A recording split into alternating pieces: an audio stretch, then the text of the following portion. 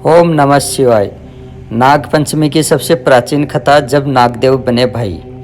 प्राचीन काल में एक जेठ जी के 7 पुत्र थे। सातों के विवाह हो चुके थे। सबसे छोटे पुत्र की पत्नी श्रेष्ठ चरित्र की विदुषी और सुशील थी, परंतु उसके भाई नहीं था। एक दिन बड़ी बहू ने घर लीपने को पीली मिट्टी लाने के लिए सभी बहुओं को साथ चलने को कहा, तो सभी धलिया और खुरपी लेकर मिट्टी खोलने लगी। तभी वहाँ एक सर्प निकला, जिसे बड़ी बहू खुरपी से मारने लगी। यह देखकर छोटी बहू ने उसे रोकते हुए कहा, मत मारो इसे, यह बेचारा निरपराध है, यानी कि निरपराध है। यह सुनकर बड़ी बहू ने उसे नहीं मारा।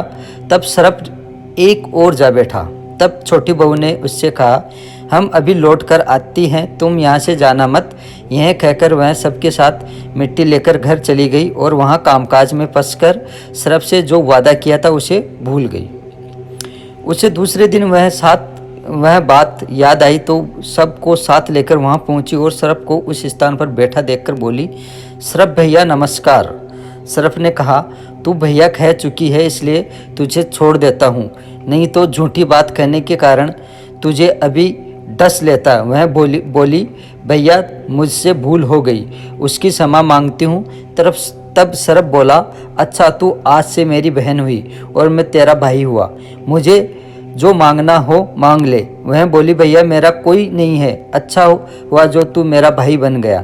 कुछ दिन व्यतीत होने पर वह सर्प मनुष्य का रूप रखकर उसके घर आया और बोला कि मेरी बहन को भेज दो।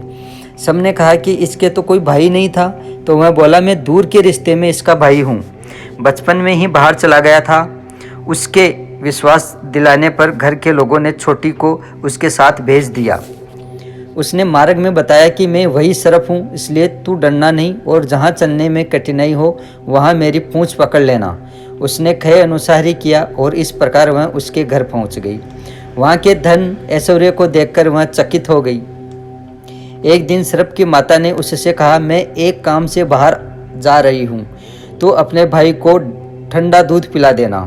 उसे यह बात ध्यान न रही और उससे गर्म दूध पिला दिया, जिसमें उसका मुख बेतरह जल गया।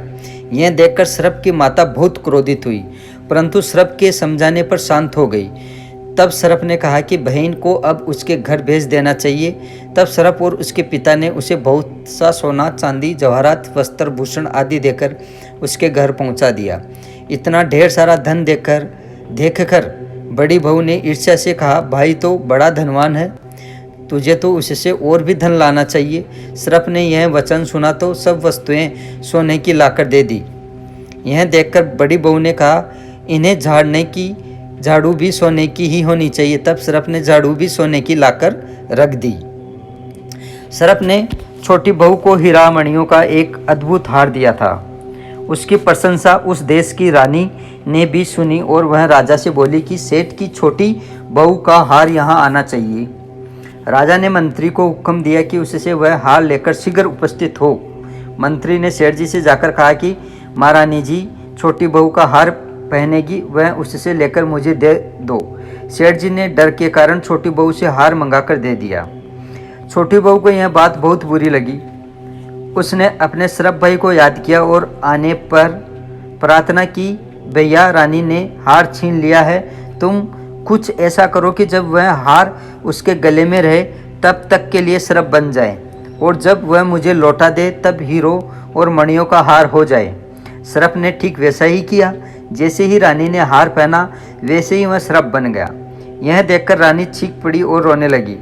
यह देखकर राजा ने सेठ के पास खबर भेजी कि छोटी बहू को तुरंत भेजो। सेठ जी डर गए कि राजा न जाने क्या करेगा। वे स्वयं छोटी बहू को साथ लेकर उपस्थित हुए। राजा ने छोटी बहू से पूछा, तूने क्या जादू किया है, मैं तुझे दंड दूंगा। छोटी बहू बोली, राजन धृष्टता क्षमा कीजिए, यह हार ही ऐसा है कि मेरे गले में हीरो और मणियों का रहता है और दूसरे के गले में सर्प बन जाता है। यह सुनकर राजा ने वह सर्प बना हार उसे देखकर कहा, अभी पहनकर दिखाओ। छोटी बहू ने जैसे ही उसे पहना वैसे ही हीरो मणियों का हो गया। यह देखकर राजा को उसकी बात का विश्वास हो गया और उसने प्रसन्न होकर उसे बहुत सी मुद्राएं भी पुरस्कार में दी। छोटी बहू छोटी वह अपने हार और इन सहित घर लौट आई। उसके धन को देखकर बड़ी बहू ने ईर्ष्या के कारण उसके पति को सिखाया कि छोटी बहू के पास कहीं से धन आया है। यह सुनकर उसके पति ने अपनी पत्नी को बुलाकर कहा, ठीक ठीक बता कि यह धन तुझे कौन देता है। तब वह सर्प को याद करने लगी। तब उसी समय सर्प ने प्रकट होकर कहा, यदि मेरी धर्म बहन के आचरण पर संदेह प्रकट करेगा तो मैं उसे खा लूँगा। यह सुनकर छोटी बहू का पति बहुत प्रसन्न हुआ और उसने सर्प देवता का बड़ा सत्कार किया। उसी दिन से नागपंचमी का त्यौहार बनाया जाता है और स्त्रियां सर्प को भाई मानकर उसकी पूजा करती है। तो इस प्रकार यहाँ पर नागपंचमी की पौराणिक कथा संपूर्ण होती है। यानी कि नागपंचमी की सबसे प्राचीन कथा जब नागदेव बने भाई, तो इस प्रकार वह नागदेव भाई बने थे। इस प्रकार संपूर्ण कथा होती है। ओम नमः शिवाय। जय भोले की जय, नाग देवता की जय हो।